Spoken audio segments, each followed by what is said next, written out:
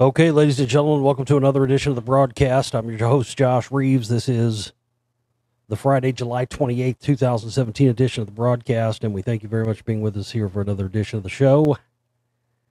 We got a lot of, I've got news stories and crap's been piling up forever, so I'm going to do my best to get into some news tonight. I know I haven't gotten into it very much in a while because I've been, as I've talked about before, it's very difficult to, it's just difficult for me to pull my brain onto other subjects when I'm in the middle of working on a film. Any other time it's fine, but when I'm working on a film, it's hard for me to not focus on or not really talk about, what it is that I'm working on, because that's where my mind and all my focus and all my energy is 24/7 right now. So, those of you who've been listening to my show for a long time know that once I'm, through the cycle of making a film, then, back to business as normal or whatever. But it's just it's a lot. But anyway, we'll get into some different topics tonight. I'm going to talk more about some of the stuff on the film, but I will also be getting into some news items and various and sundry things here to discuss. There's lots of crazy stuff. I always notice little patterns and things. When I notice patterns in the news, I like to discuss that. So we've got some various things that fall under the category of patterns and whatnot here tonight. So again, thanks to everybody out there for tuning in, being the show. Check us out on Facebook. I don't do Twitter or any of that crap. So if you want to check us out on social media and find where we post the shows, the first, where they're posted as soon as they're done. And you'll have to access those through getting an archive subscription and all that. For the ones that we don't put here on YouTube, which we're going to be putting, fewer and fewer and shorter ones and whatnot. But which we wouldn't have to do if we got the support that we needed every month. So, in fact, this is, speaking of that, we're 3 or 4 days away from our operating cost thing. So,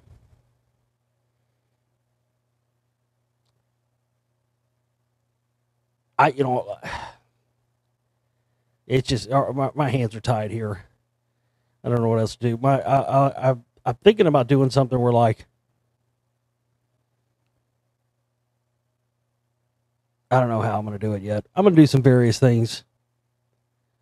I'm not going to be completely taken away. I'm just not going to be putting all the full shows up on YouTube anymore. But I probably will do something like a once a week thing. Because I'm getting kind of tired of doing news, but sort of the news is also an essential part of what we do here, because it always has been from day one of the show. Because, there is often news stuff that comes out that coincides with some of the research and some of the work we've done. So it's very important. So I'm thinking about maybe doing something like a once a week news show or something just for YouTube only, and then having the rest of the shows be by subscription. And then you can, each day you can buy the individual shows for $2 or $3 or something. I'm going to do something like that. Anyway, but as I've stated, and not to beat the dead horse again, but this is the, where I'm at in the filmmaking process. We're about a month or so. We're looking at end of August, early September, something like that for the film. So this is it's always crucial time of the month, every month, that we meet our operating cost goal and stay alive. But right now is so essential because I'm having to do less shows and not do shows as often as you've noticed, due to, again, I'm just a one-man show here. Every single other person in the world besides me that makes movies has teams of people that do each individual job. And I've had to, over the course of 10 years of making my films, I've had to slowly become an expert in all these different little elements of things I never thought I had to be an expert in, So the editing is one thing, writing, is one thing, and then the editing of the writing and sequencing of everything. And then putting it, you wouldn't believe how many hours it takes just to gather pictures and video clips. You wouldn't believe, you watch one of my films and you wouldn't believe how many thousands of photographs go into every film, that are meticulously gathered and stuff like that. I try to do my best to find, hard to find photos, and I always throw something funny in there. Like these fucking asshats that watch my David Bowie video and Oh, you do know that picture of Hitler with the big muscles. You do know that's fake, right? No, I thought that was fucking real, and I was in awe of Hitler and his big fucking guns. So I put that in there. Yeah, you fucking dumb shits. Give me a fucking break. No, I put that in there because I thought it was real. I thought it was a real picture of Hitler with some big fucking guns and a big fucking bodybuilder chest. Come on. Really? Did you really fall out of your mama's womb that fucking retarded, or did you become retarded when you fell out and your head hit the floor? That's the fucking ultimate question. I mean, that's what we should really be delving into on this show here. Ridiculous. Anywho. Yeah, it really, I mean, it really is it's crazy, man. You start to, making films, you get into a kind of a schizophrenic mindset because you have to kind of put on a different hat and go in a complete different mode depending on what element of the film you're working on at any particular time. I've slowly gotten better at it, but it really is. It does feel good for me though, with each successive film that I've made. It feels good to know that I continue to hone my craft and I continue to get better at it each time. And the end results definitely show that. I think with Spellcasters Volume 1, and I think that's definitely, a major quantum leap forward. They've kind of progressively been getting that way since around the time of the Secret Volume 2 and Lost Secrets of Ancient America Volume 1. And there's, it's just a kind of a progression for me to continue to try to make stuff better and better. And I just, I talked about in the last show about wanting to reach more people and hoping the films reach more people. I got to tell you though, with this film, Spellcasters Volume 2, I'm really so fucking blown away by what we got to present here to people in this film that, I think normally I have expectations whenever I make a film, I have expectations just because, especially with something like this whole Spellcaster series, is so important. I mean, it ranks up there with the most important information. It's really a culmination of all the stuff I've done over the last 10 years. But it's so important, and I really want Volume 1. And look, the thing about some of my films, too, is they have legs. I mean, we still sell downloads of Lost Secrets of Ancient America Volume 1 and Volume 2. I mean, those people are still going back and getting those are fucking great films, and I'm not done with that research and that end of it. You have to understand that just because I'm on one thing for, a while, a few years or something, making a film, it doesn't mean I've left behind what I've done before, That's what people have to understand. That's why you have to stick with me. People think that I've gone off certain pieces of information, but I'm just not going to sit here. I mean, you got people out there fucking still doing shows about 9/11. I mean, come on. Really still? Granted, I'm not saying 9/11 isn't an important issue. I'm not saying there still isn't questions and things that, we don't have answers for on that. I mean, we never really ever, if you want to talk as far as humankind, we never really got any real retribution for that fucking act, regardless of how it was done, who really did it and pulled it off. They sold us on this bullshit, we got him and we got Saddam, and that was supposed to be the retribution. I don't know, man. For me, and I know for a lot of other people out there, I it's still sore to me. I'm still fucking salty about it. I don't feel like we ever got any real fucking retribution for that day. But, there's so much stuff. And all this stuff is, I love being able to, go all in on a topic for a period of time and then switch and go to another one. I love that. It was such a great break and change for me. It was kind of something I had kind of planned for a while because I first found out about the rock wall and all that information in 2004, right? So I didn't go on air and start my show till 2007.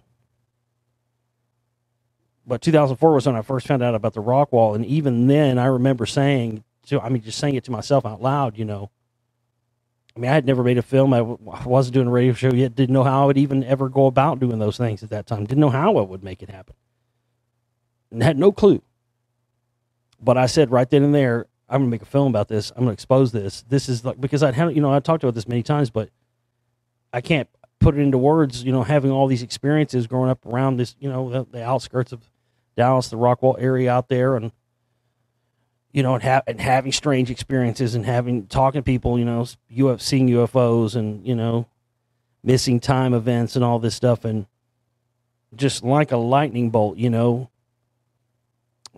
don't know who coined this phrase, but I heard someone say one time that learning is just remembering something again for the first time. Like, kind of like you already knew it was already in your brain, maybe from a past life or from the collective unconscious or something. And it does feel like that sometimes. I know you probably had that experience too, where I think you probably get it a lot. I know you do because people tell me they do. And I get it myself from doing the research, but oftentimes people will watch one of my films or something or hear a radio show and they'll hear me say something. And even though they never heard it before and they didn't know that information, it just instantly, it just snaps into place and it clicks and they know it to be true instinctively, and that's how the whole Rockwall thing started for me when I first found out about it. And I just, this ancient mysterious wall and rod, just immediately went, that's it. That's the explanation for all these crazy things that, I've seen happen around that area my whole life. And, even going back to this story my grandfather told me when I was like 5 or 6, I remember we used to go out on speedboats on the Lake Ray Hubbard where there's stuff buried under that lake, not even parts of the rock wall. People get that messed up. And there might be some small parts of the wall. I don't even think any of it's submerged, but they found these like domed rock formations that were made by somebody, and they went way deep down underground. And when they were digging out, the area of what is now Lake Ray Hubbard, which is the reservoir for the city of Dallas and surrounding areas for the water supply. Interesting thing somebody pointed out the other day, one of our listeners on the YouTube comment. I'd never thought about this. I don't think there's actually really a connection here, because the guy that it's Lake Ray Hubbard was actually named from a guy. He was a city official in Dallas, Ray Hubbard. But I will have to say it is an interesting synchronicity that Lake Ray Hubbard, if you shorten it, you got Lake Ray Hubbard, LRH, L Ron Hubbard. So you could, if you write down Lake Ray Hubbard, but you just put LR Hubbard, it looks like L Ron Hubbard. Pretty interesting, especially with the connections that I show in Spellcasters Volume 1 with the connection to L Ron Hubbard, Scientology, and the assassination of Kennedy, and what I show in my Lost Secrets films, the connections between the Rockwall, the subsequent cover-up of the Rockwall, the Kennedy assassination, and this rumor that he was possibly coming to Dallas to reveal the existence of extraterrestrials. And why he was here in Dallas was because it had to do with some of this stuff that they found, some of these ancient sites. Supposedly they found some sort of this. Now, okay, now this part, what I'm about to tell you right now, this came from some channeler. So, I don't know how, I don't really put all that much stock in channel information. That's not to say some of it isn't true, but there was a channeler who was asked a question about the Rockwall, and whatever entity speaks through her said that the Rockwall was a storehouse for extraterrestrial technology after the fall of Atlantis. And, when I heard that about 10 years ago, so it always stuck with me. Whether it's true or not is one thing, but they did find some stuff when they were digging out the area of Lake Ray Hubbard, which was this big, ancient old growth forest. When they pulled the trees up and they were digging out with the diggers, my grandfather, we're out there, on the lake. I'm like 5 or 6 years old, and he says, Josh, when they were building this lake, they had the diggers down there, and one of them fell in this deep hole, and it was so deep it was a brand new, I don't know how my grandfather heard this. I guess maybe it was in the news or he knew somebody that was working out there, but they wouldn't let them retrieve it. They made them leave it down in this hole after they filled it up with water. Well, what I found out subsequently, had no idea at the time, that had heard about the Rockwell, went, this is it. This has got to be the explanation for all these things I've wondered about my whole life in experience around this area. And it remembered that story my grandfather told me. Every time I'd go over that lake after my whole life, I'd always remembered that story. So when I was doing my Rockwall research to find that piece of information, that whole story that he told me, which he had no idea when he told me the story, he had no clue that tied into the Rockwall, and I don't believe my grandfather knew anything about the Rockwall or anything. If he did, he never talked to me about it. He never said that's something he would have talked to me about. But to find out that it was because they'd found these rock dome that went way down massive underground. This is supposedly where these ancient storehouses were, and they cracked one of the tops of these rock domes, and that Caterpillar backhoe fell down in there. And they could have gotten it out, but supposedly it was like a deep, went way underground, and they freaked out and covered up. Well, it was behind. They were behind schedule. It wasn't completed yet, supposedly because of this stuff that they had found. Kennedy comes to Dallas, November 22nd, 1963. He gets shot, and then all of a sudden, they were almost 2 years behind on this project for the Lake Ray Hubbard Reservoir. As soon as he's shot, all of a sudden, there are mass amounts of resources poured into getting this lake finished immediately.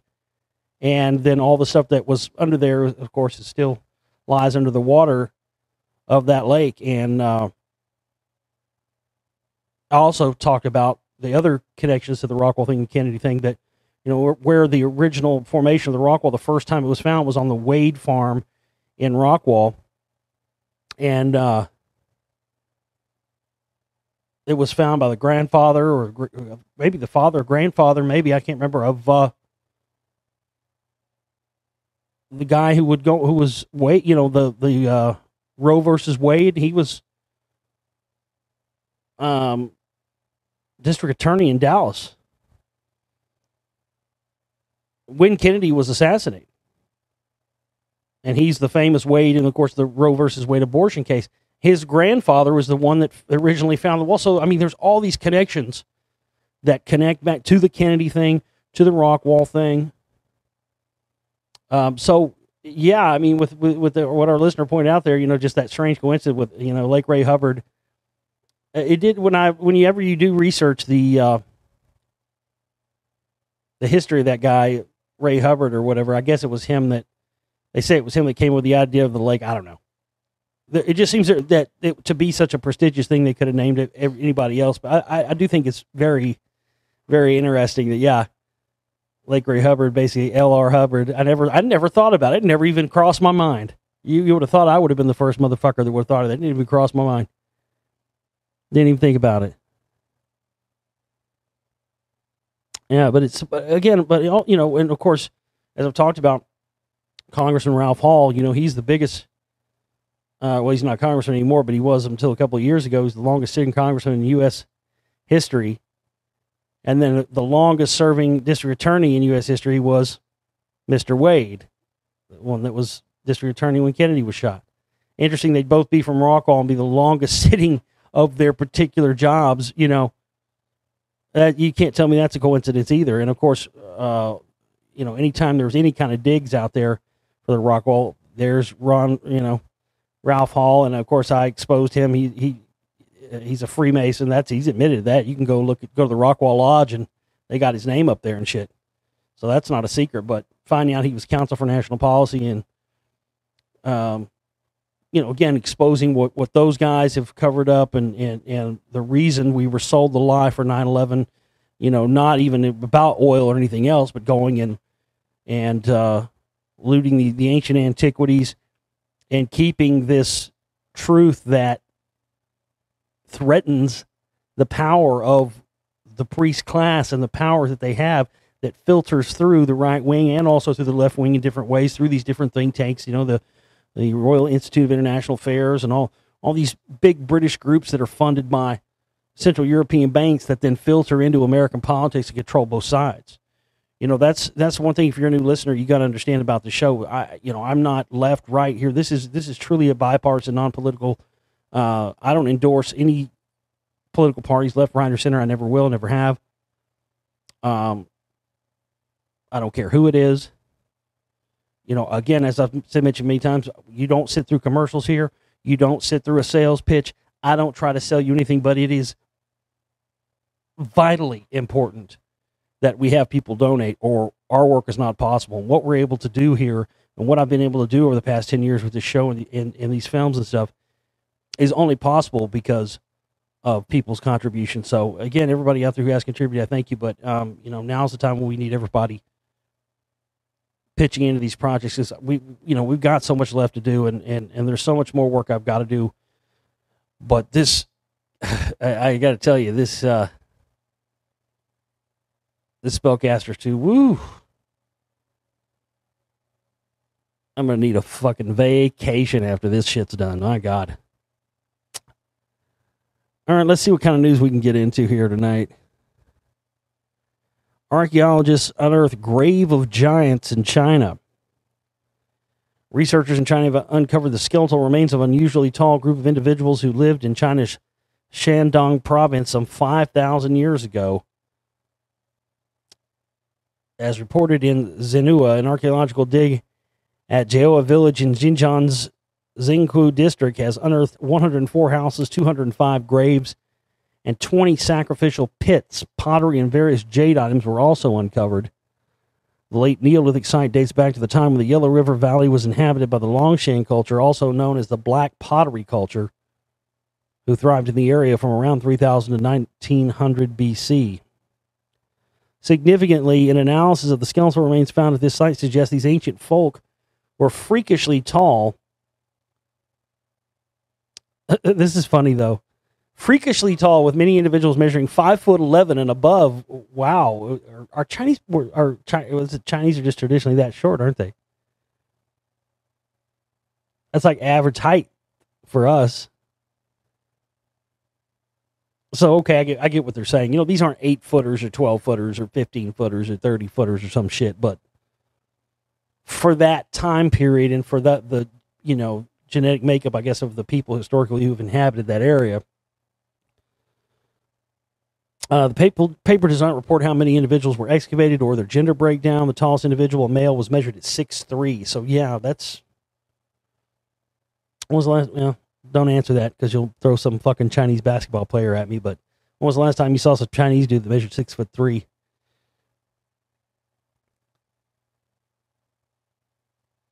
But yeah, China's full. I mean, China's full of hidden archaeological stuff, man. I mean, they've got pyramids there, mounds there, and stuff that the government is planning forests on to cover up. There's all kinds of hidden stuff, and China likes to believe that that whatever's there archaeological wise only pertains to itself and only pertains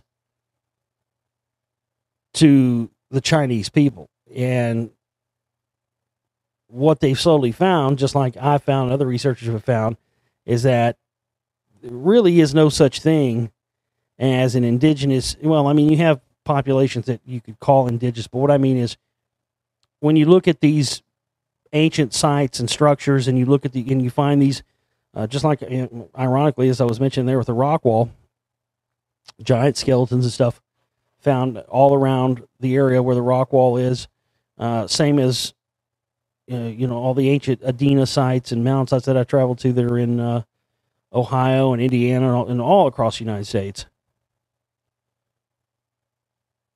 And what they found in China is that some of this stuff, like for instance, they found the Caucasian mummies, these shaman there a few years ago, these Caucasian mummies in China, thousands of years old, 5,000 years old or something, Caucasian mummies, and they were buried with pounds and pounds of marijuana inside the tomb and stuff.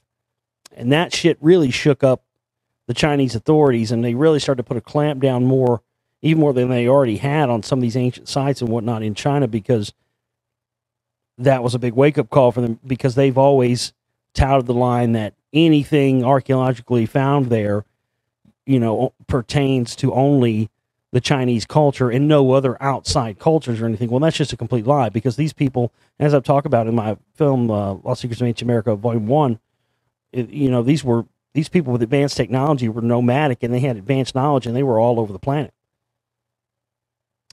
But that's one of the things that the archaeological intelligentsia wants to keep under wraps. They want to keep all this stuff, just like, Iran wants to keep, and of course the United States government wants that too. They don't want everybody to know. They sure as hell don't want everybody to find out that these, that essentially we really are all one people. I mean, it really doesn't matter, where you come from or whatever else. But in order to keep up political lines and lines where they can deem what people get fucking depopulated and murdered this week or this month or this year or this century, that's one of the reasons why they have such a vested interest in keeping so much of this stuff covered up. Because again, it's not just about the truth of us finding out, who we are and where we came from and everything. It's the truth of finding out that really everything that people consider ancestors are really all come from the same source.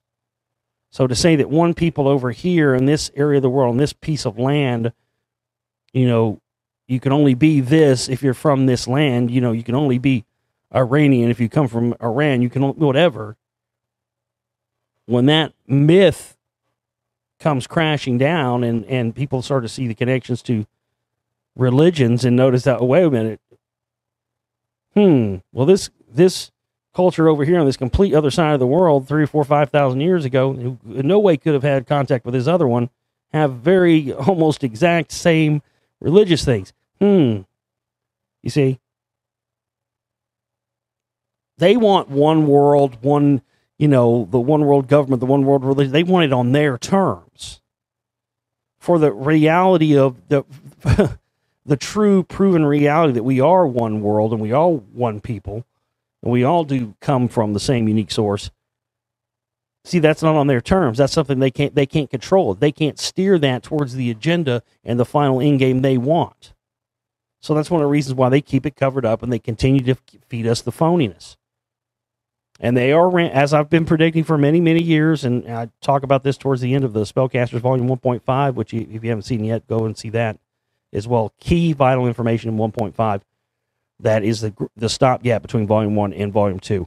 Don't skip 1.5 just because you think it's extras and cutting room floor stuff. It's vital to the film series if you've already watched Volume 1 and you plan on watching Volume 2. But they are indeed ramping more of the false flag alien stuff up right now as we speak. Mysterious rogue planet floating through space may be even stranger than we thought. Here we go. Every goddamn week and every month this year. Planet X, Planet 10, Planet 11, Planet 9, Planet 15, Nibiru, Nemesis. And they really, really, really pushing this. And again, with this happening and coinciding, as I mentioned previously a minute ago, coinciding with all this sort of this ramp up of the staged alien invasion scenario. I mean, really, they're at the point where they got to do something. There is some kind of, I don't want to, I hate to use this term and wear it out, but there is some sort of, whatever you want to call it, a 9/11 style thing. There is something around the corner. I don't have a crystal ball. I just look at the signs and the signals, and I look at the stuff I've collected in my brain of looking at this stuff for so many years. And yeah, whether it's a false flag ET thing or something, I don't know. But there's something like that brewing. I don't know if it'll hit this year. I'm thinking probably more like next year, but there's something. It just got that. I got that feeling again that I haven't had in a while that something's brewing. A rogue planet spotted wandering through space on its own may be even stranger than scientists expected, as it's not one but two objects. See, here we go. I told you about this too. They're going to come, because when you look at some of these, there's an ancient depiction. I think it's in one of my movies, but you can look it up.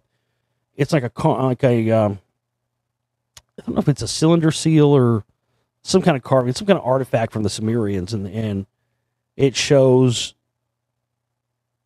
our planet, our solar system, with all the planets around its sun in their correct orbit. but it shows 2 additional.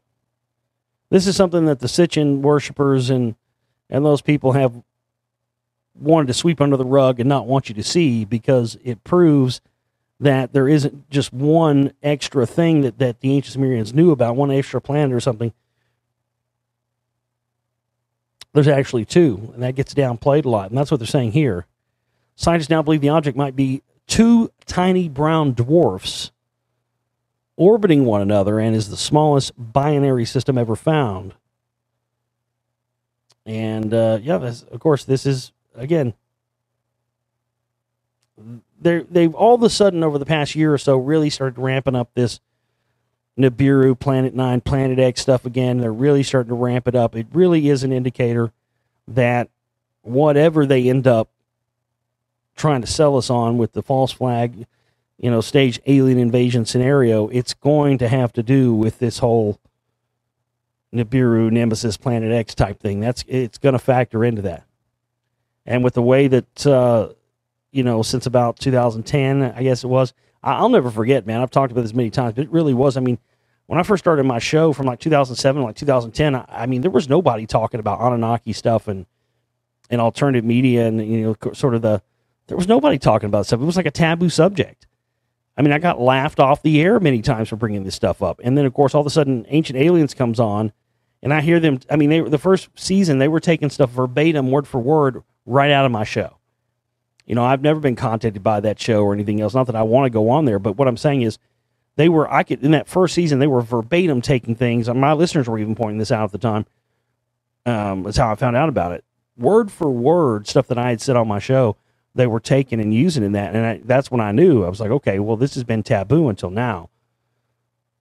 So obviously, if they're, they spent all these years trying to convince us that, aliens don't exist and you're kook and crazy if you think so, until now, over the past 10 years or so, trying to change that perception around and going out of their way to try to make people believe that there might be, see, that's the slow acclimation. That's what they do.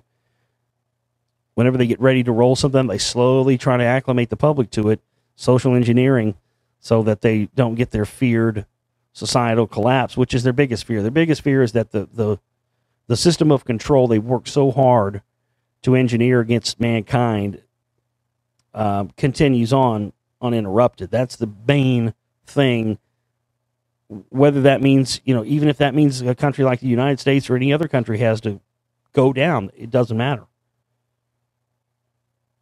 All that matters is that the system of control over humankind itself stays in place. It matters not to them what country is a superpower or whatever else. It helps, of course, when you have the people that are making those decisions are in the highest echelons of power, in places specifically like England and the United States and the rest of it. But that's really what it boils down to. Here's another one. This is kind of along the same theme of what I'm talking about here with ramping up this stage alien invasion scenario stuff. This was from Fox News a week or so ago. Alien ships near Saturn. Ex-NASA scientist claims of their existence. A former NASA engineer at the Ames Research Center claims aliens are in our solar system, and they create rings around planets like Saturn. Dr. Norman Berggren, who previously worked at the NASA Ames Research Center, has recently made comments that UFOs are hiding in the rings of Saturn.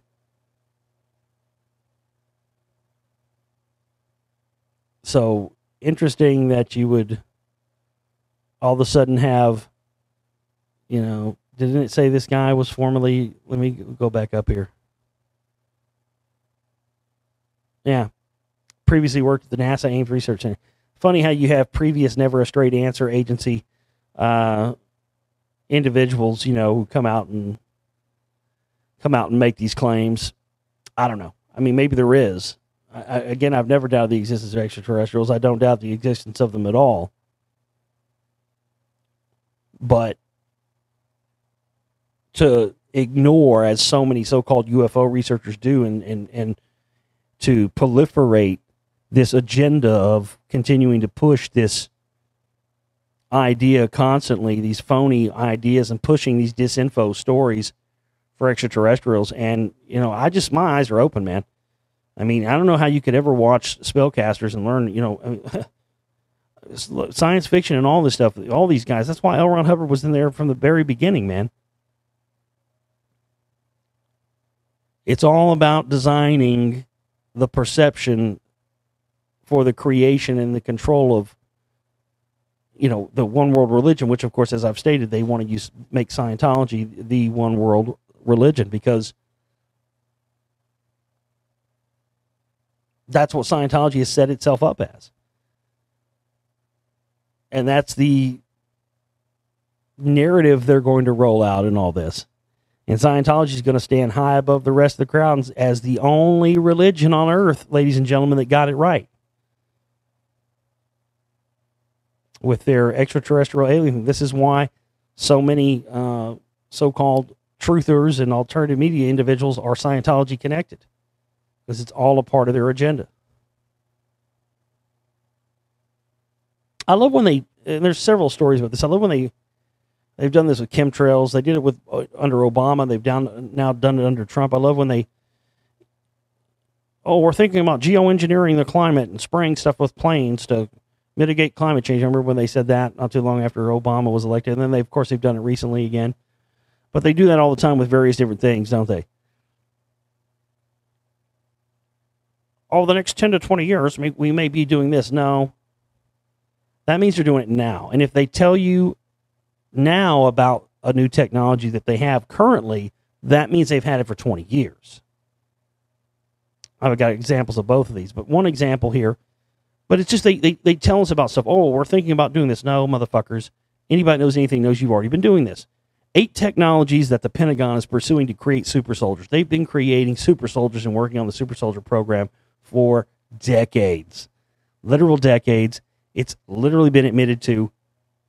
It's not a joke. It's not a conspiracy theory. But here they are, and they use references to Captain America and blah, blah, blah, Because, of course, that's how they're trying to sell it to us. I mean, look at what's going on in the Marvel comic universe as far as the Marvel Cinematic Universe, the movies, and then look at what's going on within the DC Comics universe with their, Superman, Batman, Wonder Woman, now Justice League. I mean, you've got Marvel and DC, who back in the day were the two big giants of comics and were, diametrically opposed and big rivals, who now, by their parent companies that are owned by now, DC being owned by Warner Brothers, and Disney owning Marvel, they now with these movies have basically turned them. They're the same fucking thing. X-Men, whatever, and now with with these, you've been following the movies with Superman and Wonder Woman, and all this, genetically enhanced humans, and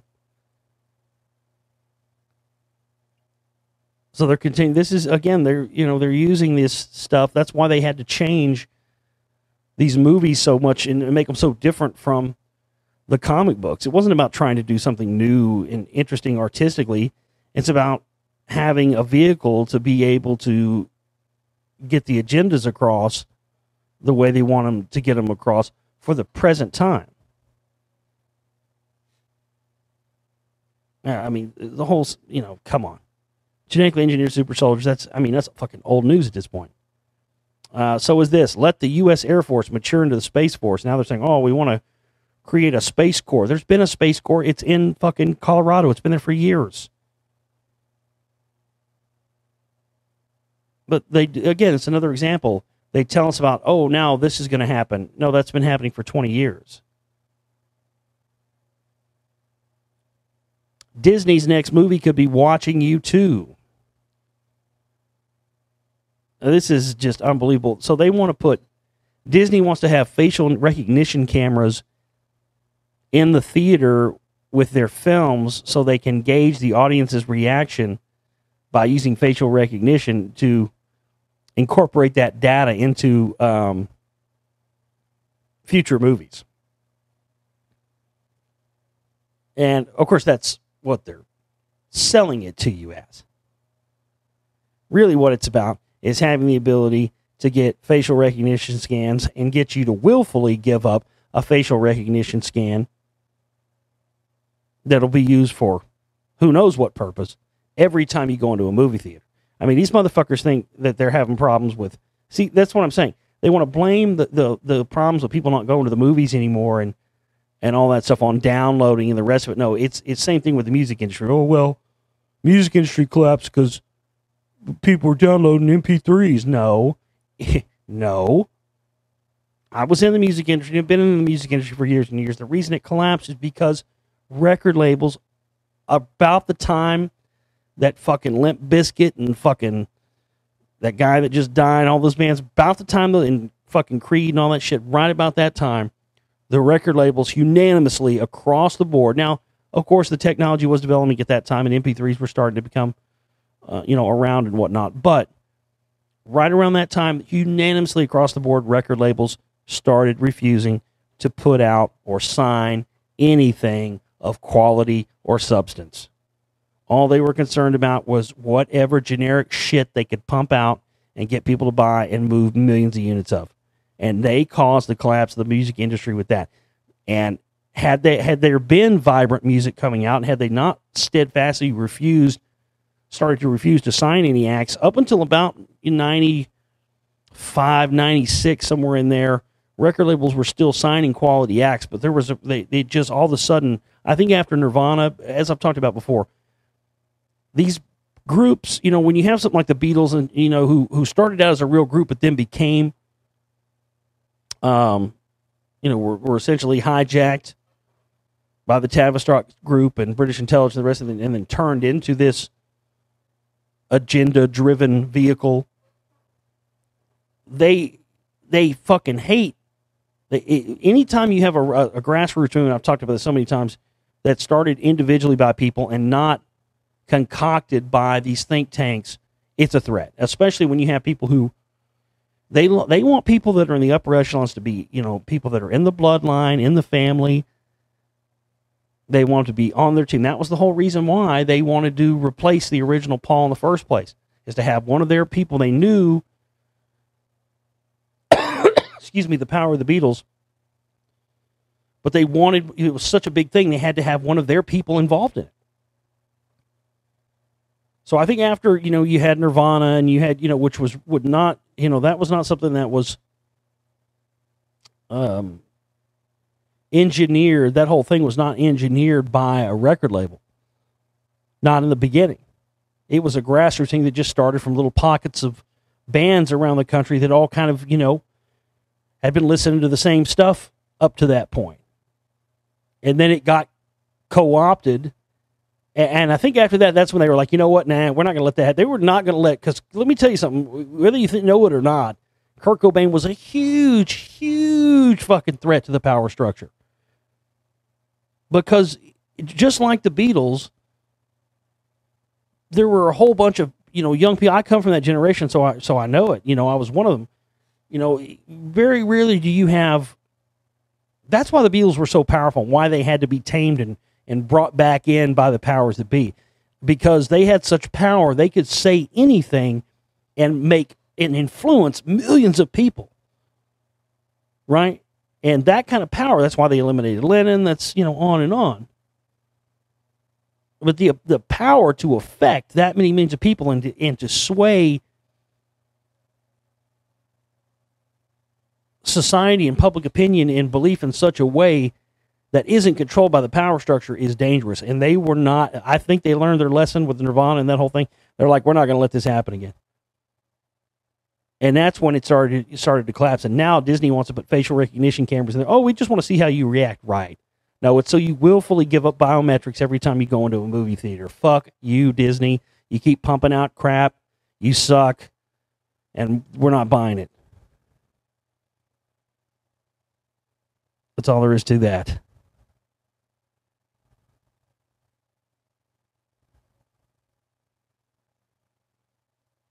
Let's see what else we got. There was one other one here. Where did it go? It's tied in. Oh, kaboom! Russian drone with thermite grenade blows up $1 billion of Ukrainian ammo. Again, as I was talking about a minute ago, They always do this kind of stuff. They'll tell us about. I remember when the X-37B. I remember when I first heard about it. And I first heard about these. This was like late '90s. Now, when did you start hearing about the X-37B? Just a few years ago. That was on the radar of people researching, and people like myself. As early as the late 1990s, I remember hearing about that, and the government had these unmanned drones that looked like UFOs, and that some people were seeing these things because the government was using them as for surveillance to just spy on whoever they wanted, and then if they were seen or somebody saw it, well, then it would just be reported as a UFO sighting. And no one ever would just think that person was crazy. Then once drone technology became real, interesting that it became real right around the time of 9/11. That's when they started backing off of that. But if you watch the footage from 9/11, that's what it appears. That's what it is to me. You had essentially drones. Definitely at the Pentagon, you definitely had. That's essentially what they were. They were drones and remotely controlled aircraft that had like a rocket launcher thing on the nose cone that shoots a thermite grenade. That's when you see that footage of the airplane going in. I think it's the first plane going in. If you slow it down and do a zoom close up, you can see the little. It's like a little round egg thing it shoots right into the building and blows that perfect hole into it. Because that whole front side, those the facades of those buildings were solid fucking steel. An aluminum aircraft would have just ran right into the thing and crumpled like a cannon and fell down to the ground. The jet fuel would have exploded on that. It would never in a million years have sliced right through it like a hot knife through butter. And interesting that it's the Russians who are now rolling out this technology, this drone with a thermite grenade on the end of it. Because, of course, as I've talked about, there are many people out there that believe that indeed it was the Russians who were behind 9/11, that everything we've seen since then has been this geopolitical device by them to steer things towards the direction for Russian supremacy. Wouldn't surprise me the least bit. But they're acting like this is new technology, and just watch this footage, man. Go and type in what I just said the headline of this was, Russian drone with thermite grenade. And watch this footage, and it's astounding. You can put the 9/11 footage right next to it. Interesting is the color of the smoke. The color of the smoke, the way the flames look when they shoot out, all this stuff is very similar to what you saw at the World Trade Centers after the impacts or whatever. And then, of course, I don't believe in the fucking Judy Wood bullshit. Quit sending me all that. I think she's just as much a fraud as anybody else. I don't believe in all the fucking space beams, laser beams, weapons. I don't put stock in the no planes thing. But there, if you want to see, I'll tell you what, if you want to see some real unfiltered 9/11 truth, see shit that was happening, go watch the Howard Stern. There's like footage from the day of 9/11 when Howard Stern was on the air. It's pretty fascinating, man, because you get to hear all these things that they've now covered up and try to sweep under the rug as they're happening.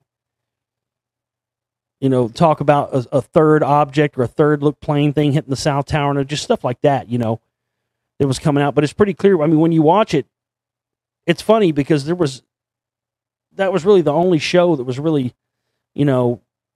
popular enough to be on that type of morning and be videoed and recorded and all that. And it's fascinating because you could hear Stern even before the news or anybody else. I mean, 5 seconds before they hear the report of the first plane, they're in there cutting up, talking about fucking Pam Anderson's tits or some shit, right? All of a sudden, just like a drop of a hat, Stern, and I don't believe Stern is this. I don't believe he's an idiot.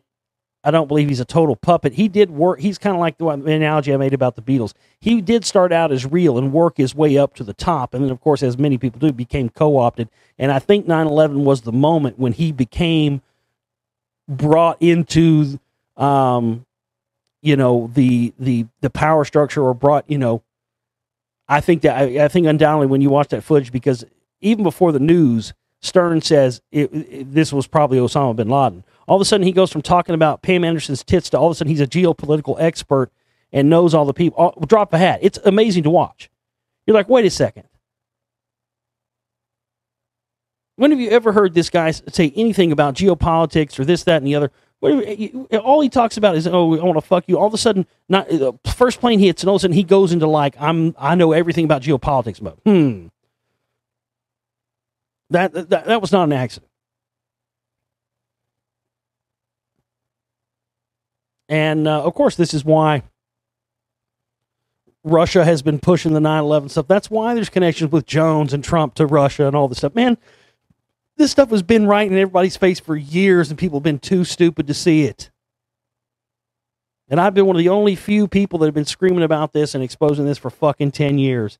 And, that's the one thing for me when all this is, when it's all said and done at the end of the day, and whatever happens, in life and long after I'm gone, whatever happens,